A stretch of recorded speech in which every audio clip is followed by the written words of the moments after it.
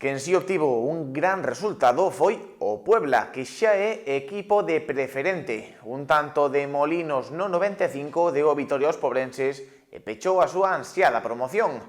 No resto de partidos, Unión, Valiño e Esteirana tamén gañaron nunha xornada na que só caeu o Taracoña. Tras anos de intentos e a derrota da pasada campaña na fase de ascenso, por fin o Puebla volve a ser equipo de preferente.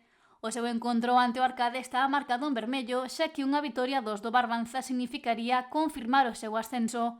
E Alta celebrou onte esta ansiada promoción que chegou nos minutos finais do duelo co Arcade, e tras o subío final, os afeccionados saltaron o verde para celebrar este gran logro cos seus, a falta de 5 xornadas para acabar a competición.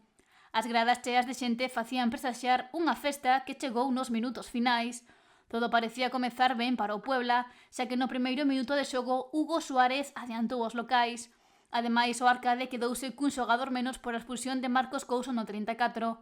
Semellaba que o conxunto de Chofri tiña todo o seu favor para anotarse unha nova vitoria, pero as apariencias enganan. El Ouarari puxo a igualada no minuto 47, empate que cortaba asas ao Puebla e o facía depender do Cordeiro. Os de Chofri dominaron nos últimos compases e crearon ocasións, pero o gol non daba chegado. Houbo que agardar o último suspiro para celebrar o ascenso, xa que Vítor Molinos non perdoou e no 94 marcou o tanto do triunfo, o 2-1 que fixo enlouquecer a afección e ao equipo. O asubío final desatou a alegría na Alta e xogadores afeccionados, corpo técnico e directiva festexaron por todo alto o seu ascenso a preferente, moi traballado durante toda a temporada. O Unión segue a ocupar postos de promoción logo de deixar atrás a súa xeira negativa e impoñerse con contundencia ao Atlético Cuntis. Sen embargo, as cousas non comezaron ben para os rianxeiros, que no minuto 5 encaixaron o primeiro gol da tarde.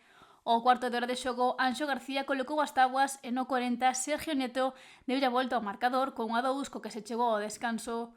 O paso por vestiario revitalizou a Unión, que non deu opcións ao Cuntis con 5 tantos nos últimos 45 minutos. Javier Pouso, Cristian Vicente, Manuel Quintáns, Ismael Cerqueiras e Xavier Collazo marcaron entre o 49 e o 89 para pechar o duelo con 7.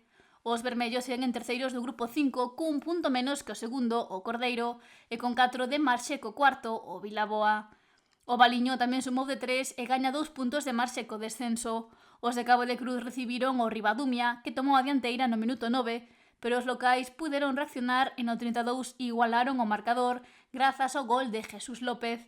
A igualdade imperou no resto do encontro, pero no seu tramo final a balanza comezou a inclinarse cara ao lado do Valiño. No 84, Felipe Blanco deu a volta ao marcador co 2-1 e xa no 92 Álvaro García fixo o definitivo 3-1. Con este importante triunfo, o Valiño colócase 13º e conta cun colchón de 7 puntos co descenso. De aí non se moveu Taragoña, pecha cancelas do grupo 5 logo de caer no seu encontro co San Martín. Os visitantes tomaron o mando do duelo e no minuto 18 adiantáronse, 0-1 co que se chegou ao descanso. A hora de xogo, o San Martín incrementou a súa diferenza e no 71 o 0-3 lucía no marcador. No 72, Jamil Yassin acurtou diferenzas, pero o Taragoña non puido celebrar máis goles. Con esta derrota por 1-3, os de Rianxo seguen a 12 puntos da permanencia a falta de 15 por disputarse. Mentres que no grupo 2 a Esteirana encadou o seu terceiro triunfo consecutivo, nesta ocasión ao superar o Castriz. Non foi un encontro doado, xa que os de Muros tiveron que empregarse a fondo para sacar algo positivo de San Pedro. Os goles fixéronse esperar, pero chegaron. O primeiro subiu o marcador no 78 e foi obra de Pablo Rama dende o punto de penalti, 0-1 que se converteu no 0-2 no 92 grazas a Elías Russo. Con esta vitoria, a Esteirana é 11ª e conta cun colchón de 7 puntos co descenso.